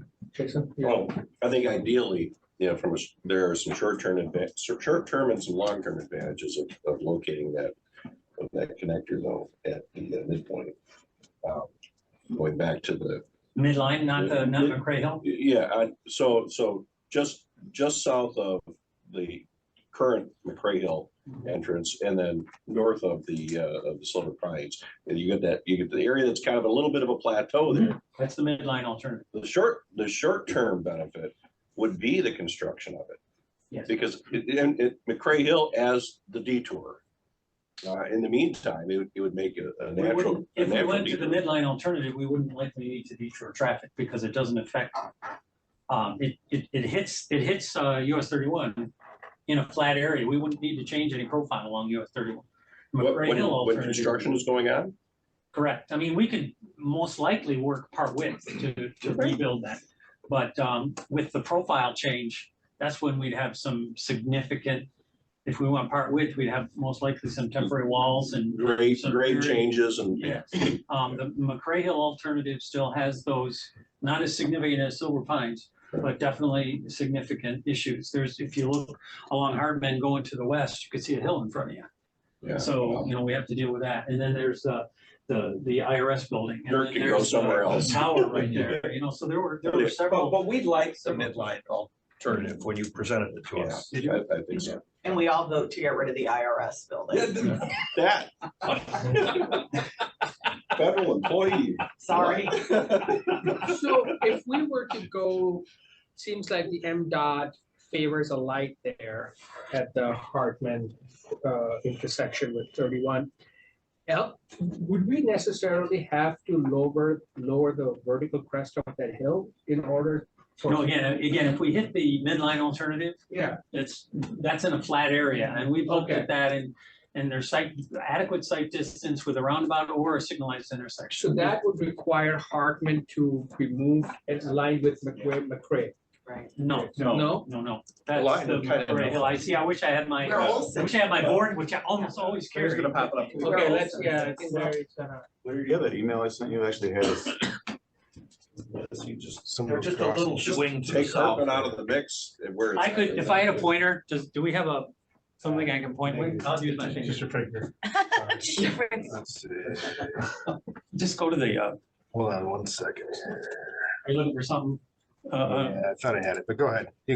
Yeah, okay, so right about here is where it's flat, relatively flat. And it's flat enough where we can build a major intersection, signalized or roundabout, and have adequate sight distance, a good stop. Down here, where we would push this through and connect to McCray Hill, that's why we call it the McCray Hill alternative. Okay. There's a significant grade here, downgrade, and we'd have to lower this and raise that. And we would stop that connection, and that connection would be here, with a roundabout or signalized intersection. But that's a less desirable option than the one that. This one? Yeah, Well, we have to evaluate it all, because if we go down here, we have to go through and go through. Right, so there's that give, okay, That's, there's I see, parcel, there's that. but that's the Olson But that farm. would allow us to block off, for lack of a better term, the old Hammond, the old Hartman. Yes. The McRae, and even the Pines, and if we punched it through in a different way, so that you would have to go to the new alignment. Well, So it'd be an actual intersection of all those. we yeah. build it here, Yeah, and the future could continue west. and then we could shut off those other roads. You so could, that you could do that down here. it's a safer I pass. Okay, thank you. That's future, and you know, I'm only guessing. If the realigned Hartman would follow, would swing from the curve there before the IRS building, Yep. right there. Yep. Closer to 31 and not veer so much into the Olson property. That's an alignment issue, Alan. It's too close. Yeah, I don't think we could get to this flat area unless we started back here with the alignment. I mean, we're looking at a 55 mile an hour design speed. And I don't think we'd be able to do it. Does it make sense to keep Hartman going straight? We're trying to get more to a grid road system versus like we are now going around rivers and lakes everywhere. No, I call myself this. Hartman is a section line road and the section line continues. Right. Right. That's gonna be- That's what was the attractive part. Now, again, the profile here, the IRS building, the tower, there's a very significant tower there, that we were avoiding with the wall. And that's part of the analysis. The IRS building was not impacted with the wall that we put up, but if we don't build a wall, we gotta, take the building. If you want to take it down. Anyway. All right, well, I think the solution, the long-term solution for our issues is coming up with ways on diverting traffic away from South Airport rather than trying to expand South Airport. So we already have some projects in the works, 3 Mile Road and road intersection. We're already working on that Town Line Road. So these are all projects that the road commission already has in the works to address those capacity issues regarding South Airport. So we have to now look at what's next, what's the next major project that we would want to start working on. Can I say one more thing? Yeah. You keep saying one more thing. I apologize. You know, when I was growing up, you remember Columbo? He would always start walking away. Oh, wait, one more thing. Yeah. I apologize. Todd has very eloquently said this before, but we have encouraged the current people to put out a press release to the public, telling them what's happening. And we think Todd can say it better. The record eagles here tonight. Yeah, they are. But I would think we would give them something formal, a formal. And considered. Report. You need to say that we still haven't given up on the future need, but we're listening. That's a good line. I like that. We haven't given up on the future. But we're listening to you. No, seriously. We understand that, we can't do it all now. And Todd, you've said it better before. But I just want to encourage that.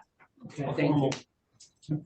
Mr. Chairman, there is one other pinch point on South Airport that we are continuing, our never-ending process of trying to better allow flow on that. So the one pinch point that still exists out there is at the South Airport Cass Road intersection. And the reason that pinch point exists is due to a constraint in geometry of Cass. And we have a split cycle left turn movement there. So southbound left turn goes, then they go red, then northbound left turns go. And that's because it's not wide enough there. So it's our plan is that we had, when we were still part of the small urban, we had identified projects in 25 and 26 on Cass Road. Those projects were kind of cut out and dropped off the plan when we became an MTO. I believe later this spring or summer, The MPO will be meeting to identify projects in 25 and 26. It's our desire that we are going to be proposing Cass Road increasing to 3-lane. And based on the dollars available, we're gonna go from South Airport, work our way south. But we want to explore that geometry and expanding that so that we can allow for dual left turns. With dual left turns there, we're going to clear out that traffic off Cass Road much quicker, thus providing more time for east-west on South Airport Road. So part of that will be probably coming soon to you with a proposal to do some engineering at that in order to make that part possible. Is that is that project separate from the one that we already prioritized for the MPO through the urban, whatever, small urban? It'll be different, yes. We'll wind up having to modify it around it because with the MPO, there's a much larger dollar amount. And so we'll be reevaluating how far south we can go. But we will need to have dollars put into there for that intersection improvement. And we'll work into there a signal modernization upgrade.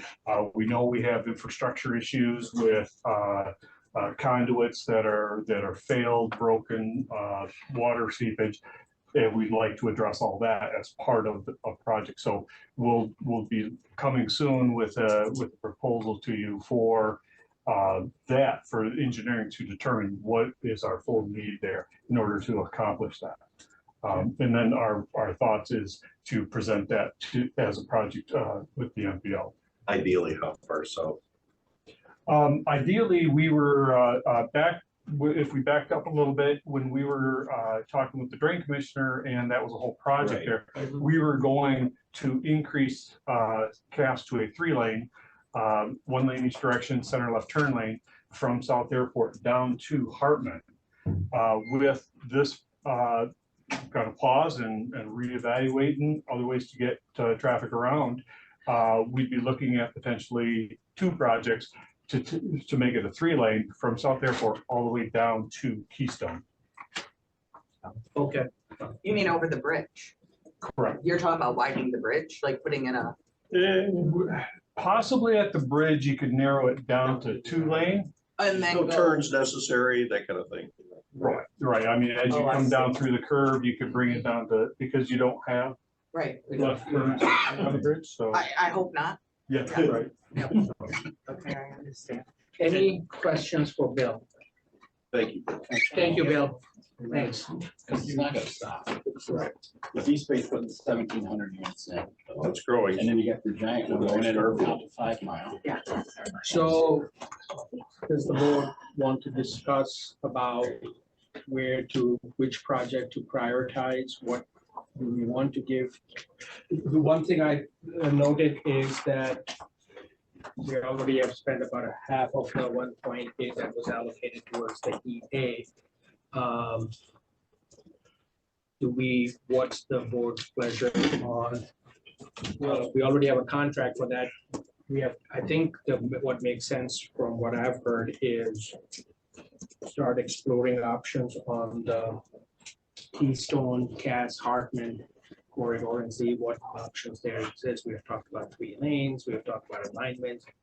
We already have part of the work done I think on it that continues, project. it moves us forward in that Right, direction. it would be, we don't have to start from scratch on that. We already have, we have a lot of the groundwork already laid, and so the focus has shifted a little bit.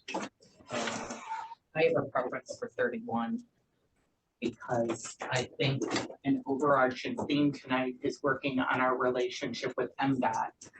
And that's their road. We know there's a safety issue, and if MDOT can learn and understand more about our growth and our needs through that project, they would be more likely to join with us on. You mean the Connection. connection of the Correct. Hartman, yeah, that's what we're talking about, so, but my understanding is that project is part of the bigger issue, project involving Keystone, Cass, and Hartman. You're not just gonna When you focus say on, Keystone, are you meaning Biker? no, Okay, so We're you're talking talking about the about- other side of the yeah, river. right, Keystone to Cass. Cast around. The three If lanes. you look over there. So when you turn off Hammond left, that's Keystone, right? And then you Yeah. go to the roundabout? Yeah. So that area, then turning to Cass, turning to Hartman. You So know, you're talking about the soccer from- field there. from- Yeah. Okay. Right, You right. gotta talk in county parks to and make frankly, sense. from a Soccer area. redundancy standpoint, Because that's the, what's the it'd be a focus. great safety Okay. valve Yeah. and something that can be done in an existing corridor. And that's the So- context in which we have been discussing US 31. But if is- Wayne says that we have from South Airport to perhaps Keystone, hopefully in the MPO.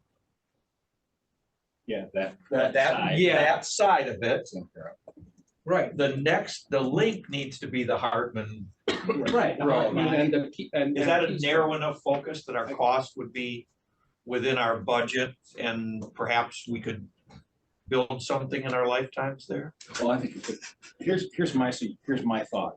We are halfway through the east-west corridor, which will eventually happen. I'm not gonna make any bones about it just because of growth. We already have most of the, or at least half of the knowledge we need on the Hartman side. We should probably use that. The county and the county administrator have talked to me several times over South Airport because that is a very high concern. You're talking about the failure of the culvert. Failure of the culvert. Yeah, right. So I don't know why we can't attack two at one time. I don't see any reason why Because I they believe can't, it'll be two different fundings. Right. Does that sound about right? because that was grant. Looking over at the engineer, so. Yeah. Yes, that was all grant. Yes, because the emergency manager has been looking and talking about using pre-hazard mitigation dollars available. So that means let's fix it before it becomes a. Right. So a two-prong approach isn't an unreasonable thought. Oh, not at all. Or do we have enough money in what we have left with the OHM contract to do Hartman if if there's another source identified for airport, just because they run concurrently, do we have enough money now without allocating more money to take care of the Hartman end in OHM's estimation? What was the scope of the EA contract, the 1.8? Did it include the resiliency project on South Airport? No. Or was, no, No. that's what I think that is, yeah. we It's just say, focused on we can that. move some of that. as to- Right. Right. So when you talk about Hartman, are you excluding the potential to widen Keystone? Are you just, No, but I think we're talking about doing it in segments to make it affordable for us. You have just identified that with the MPO, we probably can work on from South Airport all the way to Keystone. sure, That's, that takes. we've got that, that's got that like. Yep. So we've started a lot of work. You guys have had surveyors and stuff in on Hartman.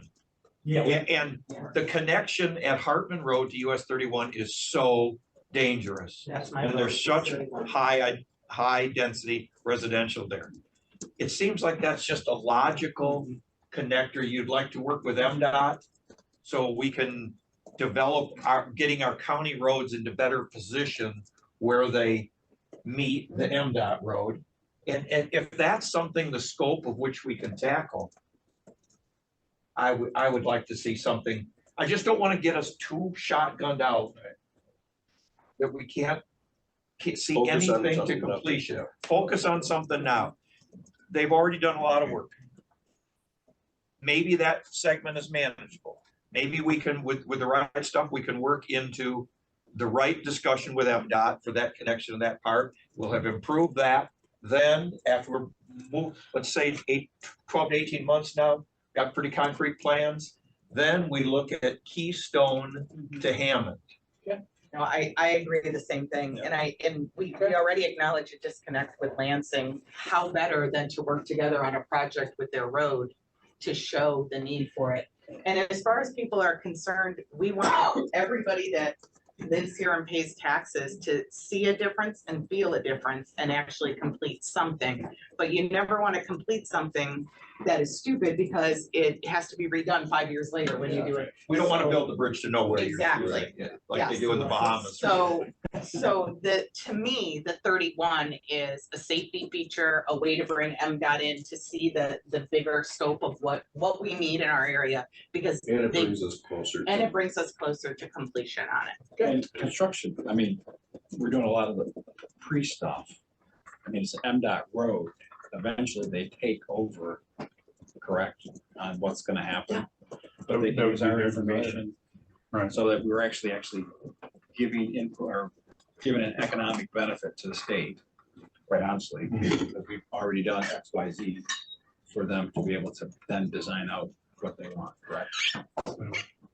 From a different pot of money standpoint, the South Airport, the thought of working on the South Airport, talking about working on different things, okay?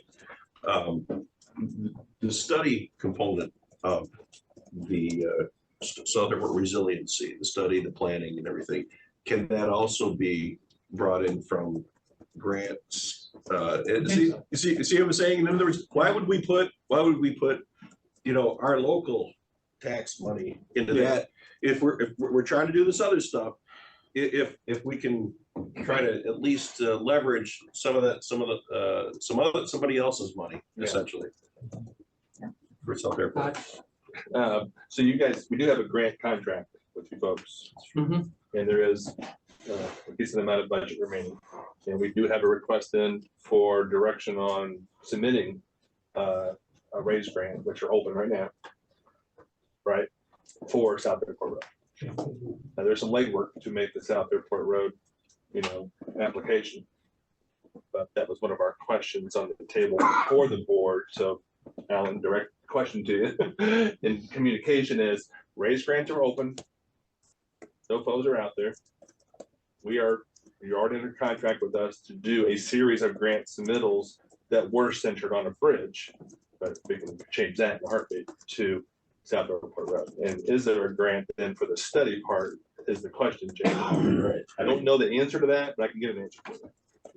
It'd be great if we can hit all things at once, especially if we can Yeah, I don't spread know the if it's cost a- out into different sources. So does the grant cover the study portion, besides the construction? I don't know the answer, but I can get it. So what I'm hearing is that the board would like to pursue two projects concurrently. One, to explore the resiliency project, South Airport Road, Logan's Landing Bridge area. And the second is to continue the process of exploring the Hartman Road segment between Cass and US 31. One capacity project, one resiliency project. Is that? I like it if you. Okay. If you wanna, Yeah, I'll entertain a motion. I make the motion that we direct our efforts toward capacity on Hartman, resiliency on airport, and instruct OHM to proceed with under the direction of our, to bring back reasonable, constructible, buildable alternatives to us. All right, do I have a support for that motion? Jason? Jason, support Jason, okay. We have a motion and a support, any discussion? I just wanted to say one thing about communications, because we have our new friend Peter in the audience. Or enemy, depending how you look at it. Peter, we're gonna be best friends. Never an enemy. But we acknowledge some issues with communications and moving forward. One thing that I think there was a lot of misunderstanding about the road commission and the board was that they had these blinders on and they were only looking at a bridge and absolutely nothing was being considered or done. And that could not be further from the truth. And I think Bill spoke to that and Wayne spoke to that. We have done roundabouts and traffic lights and capacity studies and asset management, and all of this has been done. We've made already significant improvements, and we just made a vote tonight, assuming it passes, that we are going to be looking at all kinds of things to increase the movement of traffic through our community. And I hope that that message gets out, because I think we have been disadvantaged by not getting that out. And I hope that tonight's a start to get that out, because there has been a lot of people that have put a lot of work into getting these things done. And while we all hate driving on South Airport, it could be worse. We've done a lot of significant improvements to it and there's more to come.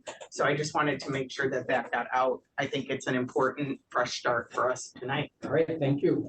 And based on the growth, the bridge is still moving forward. I mean, this east-west corridor will eventually get built. It's gonna have to be built. Once we have figured out the funding and we have the requisite support We're from not advancing backing and off of MDOT. that, but we are trying to take care of our But But citizens. just like all this time, we've been looking at all alternatives, not just the fund.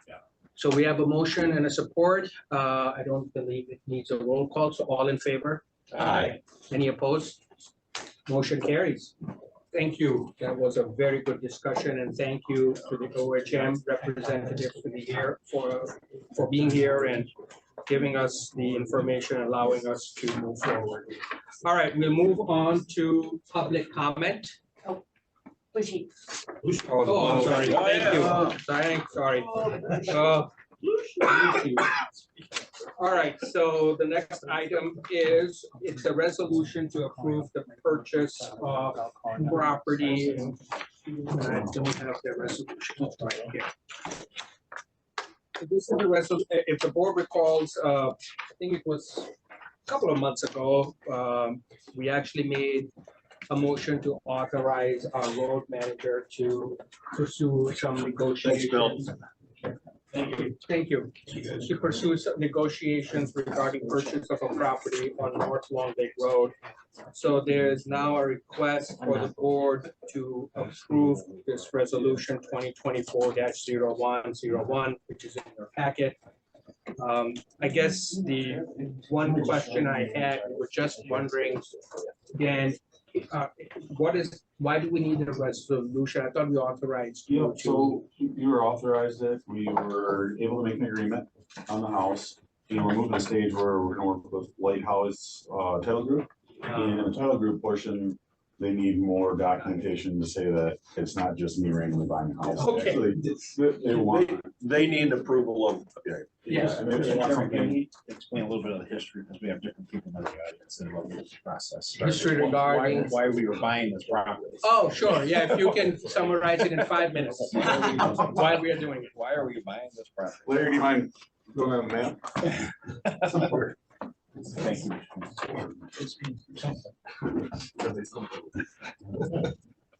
this is our peanut about house. Yeah. Dog bowl. Dog bowl, okay. It's the Peanut. Movers dog wall, I like that. This is longer. So dog bowl. Okay, All right. so what we're looking at is obviously there's a lot of traffic congestion on North Long Lake and there's a high accident volume here of Straight Road and East Long Lake Road. Again, we were talking about this earlier here with, you know, grid road, being like roads to line up. So what we're looking at doing is putting in the dog bone. And what we would essentially do would be elongated roundabout from Straight to East Long. In doing so, we need to purchase a few pieces of property. One came up for sale. And instead of dealing with it at a later date, when the property is for sale, we approach them and we're able to, you know, make an agreement versus at a later date, having come through, somebody purchases this piece of property and a year or two down the road, then we're saying, hey, we gotta take your house you just bought. It was a very good price, so if I. It was if I very remember fair price, correctly. yes. This guy negotiated here. That's what we authorized. Yeah. He did a good job. Any other questions before we? No. All right, so do I have a motion to approve resolution 2024? You know, it really needs to have the amount on here. Let me just so you know. You can't on real estate purchase. The resolution to approve the purchase, and I we've don't already think signed the you contract, right? I don't think you can until, The purchase agreement. yeah, I don't think you can.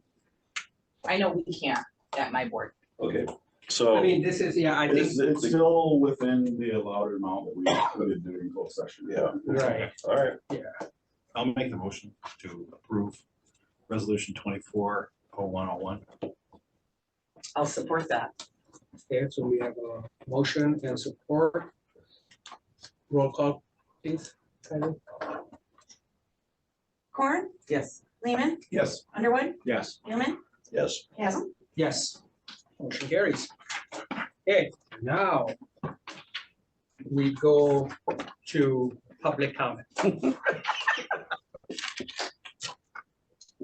Can we do the wave? Does that Oh, count? yeah. This was fun. I have to say that this has been a long meeting, but man, it was the most entertaining one I've sat through in a while. Good for you guys. All right, well, no public comment. Okay, so we'll close public comment. Managers' comments. Nothing to report this time. Really? Wow. Very good. We got a normal meeting on 25th. Snow I'll report coming. you on that one. Dan needs to We'll- go home we'll and get have- some rest. Okay, well, that's always Well- good. No news is sometimes good Yeah. news. Crew's already planning on a 5 AM start, so. So what's the latest update you got? Did the snow totals change now? Last I saw, they're still showing that like 6 to 8. Okay, all right, well, let's hope. When's that starting, Dan? They keep pushing it back. They're looking towards Friday now, Friday afternoon. Is the last they're showing. Thank you. March. Thank, okay, so commissioners' comments. We'll start with Commissioner Corn and we'll, I said it. Thank you. To all of us. Thank you for working on good communications. And thanks to Dan. You've done a really good job reaching out with the townships and different agencies, and it doesn't go unnoticed. So thank you. Appreciate that. I'm okay, I really don't have a lot to. Women? I'm at a loss for words. Wow. I mean, Highly write this down. between no comments from the manager and a loss of words from, you are true, you are correct, Commissioner Seifert. This is a. Buying a lottery ticket on the way home. You might get lucky, too. Okay, well, Commissioner Gilman has lost for words, so Commissioner Lehman. I want to thank the board members for agreeing to meet more regularly. Part of our communication issues is we can't, to conform to the Open Meetings Act, we cannot get together and discuss this. Our meetings are long and we don't have time to do this. And hopefully our regular meetings will get a little shorter when we're having these interim meetings. And we'll get the public's business done in a very efficient manner. So thank you for the going along with some extra meetings. And if we find them not necessarily, we'll cancel them, right? The stuff we have scheduled. Sure, yeah, I mean, if I you love don't. that we're bringing food to all of them now too. I don't think so. I wouldn't go so far. Let's, you know. Each commissioner has to get at least one meal, so on. Yes, I'll. I've said that before. Fresh vegetables. We The farmer's should market. take some notes. I don't have any comments. Thank you for the confidence in electing me chair. I hope that my tenure is a productive one and hopefully we won't have as many issues as we had last year. So hoping for a relatively calm and productive and a very productive year. So with that, if there's no other comments. Motion to adjourn. We are adjourned. Thank you. It's a good meeting.